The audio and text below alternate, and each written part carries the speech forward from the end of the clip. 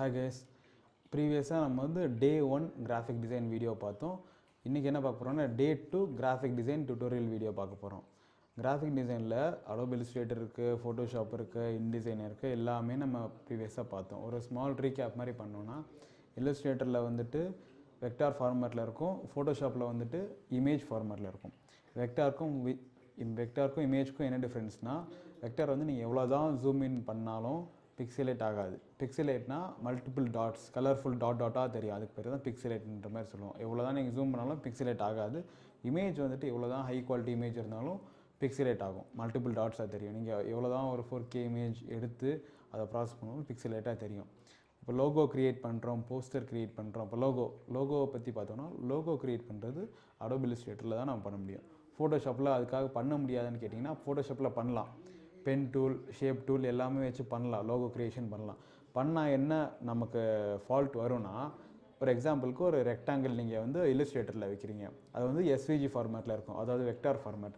அப்படியே நீங்கள் அதே ரெக்டாங்கிள் எடுத்துகிட்டு இதில் ஃபோட்டோஷாப்பில் வைக்கிறீங்கன்னா, இது வந்து இமேஜ் ஃபார்மேட்டில் இருக்கும். நீங்கள் சேவ் பண்ணுறதுக்கு முன்னாடி இமேஜ் ஃபார்மேட்டில் தான் இருக்கும் உங்களுக்கு. அதனால் ரொம்ப பிக்சலேட் ஆகும். அந்த பர்பஸ்னால நம்ம வந்து ஃபோட்டோஷாப்பில் லோகோ க்ரியேட்டே பண்ண மாட்டோம். லோகோ க்ரியேஷன் ஃபுல்லாக இல்லஸ்ட்ரேட்டரில் தான் பண்ணுவோம். லோகோ க்ரியேஷன் இல்லஸ்ட்ரேட்டரில் பண்ணிவிட்டு நம்ம பிஎன்ஜி ஃபார்மேட்டில் எக்ஸ்போர்ட் பண்ணி எடுப்போம். அவுட்புட் எடுக்கிற எக்ஸ்போர்ட்னு சொல்லுவோம். எக்ஸ்போர்ட் பண்ணி எடுப்போம் நம்ம பிஎன்ஜி ஃபார்மேட்டில். பிஎன்ஜி இருக்குது, ஜேபெக் இருக்குது, டிஃப்னு ஒன்று இருக்குது. பிஎன்ஜி எதுக்கு யூஸ் பண்ணுறோன்னா, ஒரு ஆர்ட்போர்ட் நம்ம க்ரியேட் பண்ணிக்கிறோம் இல்லஸ்ட்ரேட்டரில். க்ரியேட் பண்ணிவிட்டு அந்த ஆர்ட்போர்ட்குள்ளே நம்ம ஒரு லோகோ க்ரியேட் பண்ணுறோம். லோகோ ஃபார் எக்ஸாம்பிள், இப்போ நம்ம ஒரு ரெட் கலரில் ஒரு லோகோ க்ரியேட் பண்ணுறோன்னா, அதுக்கு பேக்ரவுண்டில் அதுக்கு பின்னாடி ஒரு ஒயிட் கலர் பேட்ச் இருக்கும். ஆர்ட்போர்ட் கலர் வந்து ஒயிட்டாக இருக்கும். அப்போ நம்ம பிஎன்ஜியில் எடுத்தால் தான் அந்த ஆர்ட்போர்ட் கலர் ஒயிட் வந்து நமக்கு பிக்கப் ஆகாமல் வரும். அது வந்து தெரியவே தெரியாது. லோகோ மட்டும்தான் உங்களுக்கு டிசைனில் தெரியும் அவுட்புட்டில். அதே இது நீங்கள் ஜேபெக் குவாலிட்டியில் அவுட்புட் எடுத்திங்கன்னா உங்களுக்கு எப்படி தெரியும்னா, அந்த பேக்ரவுண்ட் ஒயிட் பேட்சோடே வரும். அப்போ நீங்கள் எங்கேயோ நெட்டில் இருந்து எடுத்து கட் பண்ணி வச்ச மாதிரி இருக்கும் லோகோ, ரியலிஸ்டிக்காக இருக்கிற லோகோ. அந்த பர்பஸ்க்காண்டி தான் நம்ம பிஎன்ஜியில் எடுக்கிறோம். இன்னும் நம்ம டீப்பாக பார்க்கணுன்னா, ஜேபெக் வந்துட்டு 8 பிட்டுன்ற மாதிரி சொல்லுவோம், பிஎன்ஜி வந்து 16 பிட்ன்ற மாதிரி சொல்லுவோம் இமேஜ் குவாலிட்டியில். அப்போ 8 பிட்டுக்கும் 16 பிட்டுக்கும் நமக்கு டிஃப்ரென்ஸ் இருக்குமா, இமேஜ் குவாலிட்டியில் டிஃப்ரென்ஸ் இருக்குமானா, 8 பிட்டுக்கும் 16 பிட்டுக்கும் நம்ம ரொம்ப டிஃப்ரென்ஸ் பெருசாக கண்டுபிடிக்க முடியாது. ரொம்ப மைன்யூட்டாக பார்த்தா தான் டிஃப்ரென்ஸ் தெரியும், டிஃப்ரென்ஸ் கண்டுபிடிக்க முடியாது. அது வந்து ஜேபெக், பிஎன்ஜி. அதுக்கடுத்து நம்ம என்னென்னா டிஃப் ஃபார்மேட் இருக்குது. டிஃப்னா எதுக்குன்னா, டிஃப்னா நீங்கள் ஃபோட்டோஷாப்பில் ஒரு ஒர்க் பண்ணுறீங்க.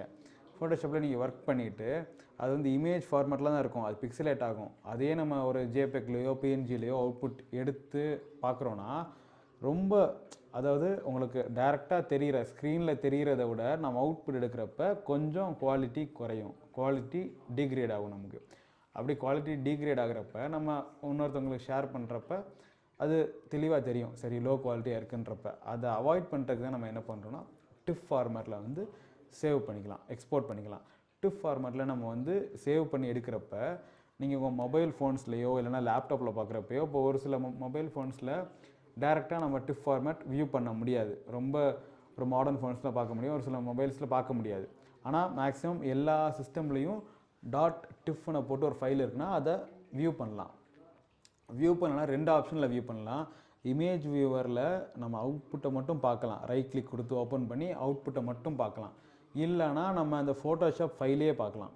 நம்ம .psdன்னு ஃபோட்டோஷாப் ஃபைல் சேவ் பண்ணோம், அப்படி சேவ் பண்ணாமல் டிஃப்பில் சேவ் பண்ணோன்னா டேரெக்டாக அந்த லேயர்ஸ், இப்போ ஃபோட்டோஷாப்லையும் சரி இதுலேயும் சரி லேயர்ஸ் கான்செப்ட்லாம் நம்ம ஃபர்தர் பார்ப்போம். அந்த லேயர் பை லேயர் இருக்கும், நீங்கள் ஃபோட்டோஷாப்லேயே அதை எடிட் பண்ணிக்கலாம் டிஃப் ஃபார்மேட்டை வந்துட்டு. ஓகேங்களா, அதுதான் நம்ம மெயின் கான்செப்ட்டு. இதில் நம்ம என்ன பண்ணலாம்னா, க்ரியேட் நியூ கொடுத்துட்டு ஒரு ஆர்ட்போர்ட் க்ரியேட் பண்ணலாம். இன்றைக்கி நம்ம ஷேப்ஸ் எப்படி க்ரியேட் பண்ணுறது, எப்படி அட்ஜஸ்ட் பண்ணுறது, கலர் எப்படி வைக்கிறதுன்ற மாதிரிலாம் பார்ப்போம். நம்ம ஆர்ட்போர்ட் க்ரியேட் பண்ணுறதுக்கு இதுதான் நமக்கு சைஸிங் 1080 பிக்சல். 1080 வேணாம், வேறு சைஸிங் நான் வைக்கணும் அப்படின்னு திங்க் பண்ணிங்கனால நீங்கள் வைக்கலாம். இது வந்து கம்பல்சரியாக 1080 தான் வைக்கணுன்ற மாதிரிலாம் இல்லை. 1080 வச்சுட்டு இப்போ நம்ம வந்து போர்ட்ரேட் ஸ்டைல் இருக்குது. போர்ட்ரேட்னா நம்ம மொபைல் டேரெக்டாக அப்படி வச்சு வியூ பண்ணுறது போர்ட்ரேட் ஸ்டைல். சிஸ்டம் இருக்குது, சிஸ்டம் வந்து ரெக்டாங்கிள் அப்படி இருக்கும், அது வந்து லேண்ட்ஸ்கேப்ன்ற மாதிரி சொல்லலாம். போர்ட்ரேட்டில் இருக்குது. ஆர்ட்போர்ட் 1 இருக்குது. ப்ளீட் சைஸ் ஆல்ரெடி நம்ம பார்த்தது தான். இப்போ 20 வேல்யூ இருக்குது. இல்லை ப்ளீடை வந்து ரொம்ப கன்ஃபியூஸ் ஆகுது, அது வேணான்னு திங்க் பண்ணிங்கன்னா அதுவும் ரிமூவ் பண்ணிக்கலாம், 0 கொடுத்துக்கலாம். அட்வான்ஸ் ஆப்ஷன்ஸில் RGB கலர் இருக்குது, RGB இருக்கும், CMYK இருக்கும். நம்ம வந்து எப்படியும் ஆன்லைனில் தான் ஷேர் பண்ணுவீங்க நீங்கள், அதனால் RGB கலர்லேயே நீங்கள் கொடுத்துக்கலாம். சிஎம்ஒய்க்கே கொடுக்க வேணாம். ஏன் கொடுக்க வேணாம்னா, நீங்கள் அதை அப்படியே டேரெக்டாக பிரிண்ட் எடுக்க போகிறோன்னா மட்டும் சிஎம்ஒய்க்கேல கொடுங்க. இப்போ இல்லை நான் மிஸ்டேக்காக சிஎம்ஒய்க்கே கொடுத்துட்டேன்னா ஃபர்தர் நம்ம அதை ஆர்ஜிபியாக சேஞ்ச் பண்ணிக்கலாம். சிஎம்ஒய்க்கேலேயே அவுட்புட் யாருக்குமே ஷேர் பண்ணாதீங்க. ஷேர் பண்ணால் கலர்ஸ் வந்து ரொம்ப டல்லாக இருக்கும் உங்களுக்கு. ஆர்ஜிபியில் தான் ஒரு இப்போ கலர்ஸ் வந்து நிறையா கலர் கோட்லாம் சொல்லுவோம். இப்போ ஒரு எல்லோ ஷேடு இருக்குனாலே ஒரு பிரைட்டான ஒரு எல்லோ இருக்குன்னா அந்த பிரைட்டான எல்லோவுக்கு ஒரு கலர் கோட் இருக்குது. எல்லோலேயே டிஃப்ரெண்ட் ஷேட்ஸ் இருக்கும் உங்களுக்கு தெரிஞ்ச மாதிரி. அதில் ஒவ்வொரு ஷேடுக்கும் ஒவ்வொரு கலர் கோடுன்ற மாதிரி சொல்லுவோம். சரியா? அந்த கலர் கோடு வந்து எக்ஸாக்டாக உங்களுக்கு ரெப்ளிகேட் ஆகும் ஆர்ஜிபி கலர் மோடில். சிஎம்ஒய்க்கேல ரெப்ளிகேட் ஆகாது. ஏன்னா ஆர்ஜிபி வந்து சிஸ்டம் டிஸ்பிளேயில் மல்டிபிள் கலர்ஸ் இருக்கும். சிஎம்ஒய்க்கேல மல்டிபிள் கலர்ஸ் வராது. ஏன் வராதுன்னா சிஎம்ஒய்க்கே நான் சொன்ன மாதிரி பிரிண்டிங்காக தான் நம்ம யூஸ் பண்ணுவோம். பிரிண்டரில் வந்துட்டு நம்ம இதில் உங்கள் லேப்டாப்பில் பார்க்குற கலர்ஸ் எல்லாமே பிரிண்டரில் அவைலபிளாக இருக்காது. இதுக்கு ஒரு சிமிலர் கலர்ஸ் தான் உங்களுக்கு வந்து லேப்டாப்பில் இது பிரிண்டரில் வந்து அவைலபிளாக இருக்கும். அதனால் பிரிண்ட் பண்ணுறப்ப சிஎம்ஒய்க்கே கொடுத்துக்கலாம். அது நீங்கள் ரொம்ப அதில் கன்ஃபியூஸ் ஆனீங்கன்னா ஆர்ஜிபி கொடுத்துக்கோங்க. நம்ம டிசைன் க்ரியேட் பண்ணுறப்போ கூட சிஎம்ஒய்க்கே சேஞ்ச் பண்ணிடலாம். அது எப்படின்ற மாதிரி நம்ம ஃபர்தர் பார்ப்போம். இதில் ராஸ்டர் எஃபெக்ட்ஸ் ஹை தான் இருக்கணும். அதாவது நம்ம ஆல்ரெடி பார்த்தது தான். கொடுத்துட்டு க்ரியேட் கொடுத்துருங்க. க்ரியேட் கொடுத்துட்டிங்கன்னா உங்களுக்கு ஒரு ஒயிட் கலரில் ஒரு ஆர்ட் போர்டு ஒன்று க்ரியேட் ஆகும். ப்ளீட் சைஸ் நம்ம கொடுத்துருக்கோம் ரெட் கலர், அதனால் அது இதாகுது. இந்த மாதிரி எக்ஸ்ட்ரா பேனல்லாம் ஓப்பன் ஆகுதுன்னா இதை நீங்கள் க்ளோஸ் பண்ணிக்கலாம். க்ளோஸ் பண்ணிவிட்டு இப்போ இந்த சைடு பார்த்தது டூல்ஸ். இதெல்லாம் வந்து டூல்ஸ். உங்களுக்கு மேலே இருக்கிறது ஒரு சில ஆப்ஷன்ஸ் இருக்கும். இந்த இல்லுஸ்ட்ரேட்டர் பார்த்தீங்கன்னா நிறையா இந்த டெக்ஸ்டைல் இண்டஸ்ட்ரி ஆர்டிஸ்ட்டு எல்லாருமே இல்லுஸ்ட்ரேட்டர் யூஸ் பண்ணுவாங்க. நம்ம ஒரு கிராஃபிக் டிசைனராக இந்த இல்லுஸ்ட்ரேட்டரில் வந்து ஒரு சில ஆப்ஷன்ஸ் நம்ம யூஸ் பண்ணுவோம். இல்லுஸ்ட்ரேட்டர் ஓப்பன் முன்னாடி என்ன பார்த்தோம் நம்ம? விண்டோ, ஒர்க் ஸ்பேஸ், அப்புறம் எசென்ஷியல்ஸ், கிளாசிக். அந்த ஆப்ஷன் வந்து நம்ம எப்பயுமே கொடுத்து தான் இருக்கணும்.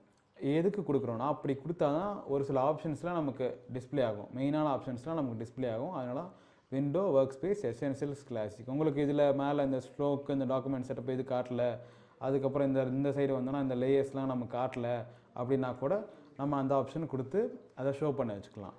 ஓகேவா? இப்போ இந்த மாதிரி எக்ஸ்ட்ரா பேனல்லாம் இருக்குன்னா நான் அதை க்ளோஸ் பண்ணிக்கிறேன். இந்த சைடு நம்ம என்ன பார்த்தோம்? டூல்ஸ் பார்த்தோம். டூல்ஸில் இது வந்து செலெக்ஷன் டூல். ஃபஸ்ட்டு இருக்கிறது இந்த ஆரோ மாதிரி போட்டிருக்கோம், அது பேர் செலெக்ஷன் டூல். இதுக்கு வந்து ஒரு ஷார்ட்கட் இருக்குது. ஒவ்வொரு டூலுக்கும் ஷார்ட்கட் இருக்குது. அதனால் எல்லா டூல்ஸ் ஷார்ட்கட் ரிமெம்பர் பண்ணிக்கிறது ஸ்டார்டிங்கில் டிஃபிகல்ட்டாக இருக்கும் உங்களுக்கு.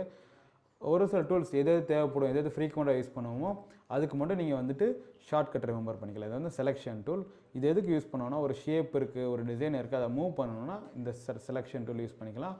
அதுக்கப்புறம் அந்த ரீசைஸ் பண்ணணும், அந்த சைஸ் பெருசாக்கணும், டிக்ரீஸ் பண்ணணும்னா அதுக்கு நம்ம செலெக்ஷன் டூல் யூஸ் பண்ணிக்கலாம்.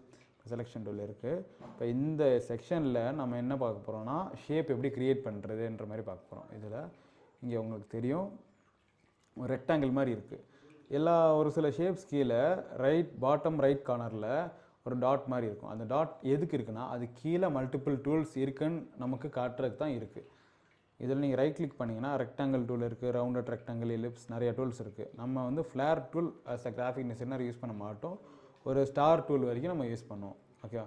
இப்போ ரெக்டாங்கிள் டூல் கிளிக் பண்ணிக்கிறோம். கிளிக் பண்ணிவிட்டு நம்ம இந்த ஷேப் எப்படி க்ரியேட் பண்ணுறது? லெஃப்ட் மவுஸ் பட்டன் வச்சுட்டு கிளிக் பண்ணி ட்ராக் பண்ணுங்கள். ஒரு ரெக்டாங்கிள் க்ரியேட் ஆகி வந்துடும் உங்களுக்கு. இப்போ இது க்ரியேட் ஆகி வந்துருச்சு எனக்கு ரெக்டாங்கிள்.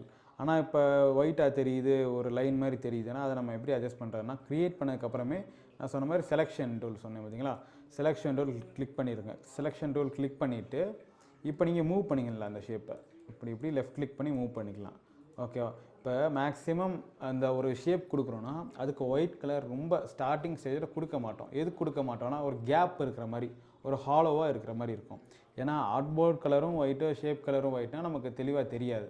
அதை அவாய்ட் பண்ணுறதுக்கு நம்ம ஷேப்புக்கு உள்ளே இருக்கிற கலர் பேர் ஃபில் கலர்னு சொல்லுவோம். வெளியே இந்த அவுட்லைன் கலருக்கு பேர் ஸ்ட்ரோக் கலர். ஓகேவா? இப்போ அதை கிளிக் பண்ணோன்னா இப்போ ஃபில் கலர், இந்த ஃபில் உள்ளே இருக்கிற கலரை நம்ம எப்படி சேஞ்ச் பண்ணுறதுன்ற மாதிரி பார்ப்போம். எப்படி சேஞ்ச் பண்ணுறதுனா இந்த பேனலில் இந்த லெஃப்ட் சைடு வந்து 2 பாக்ஸ் இருக்கும்.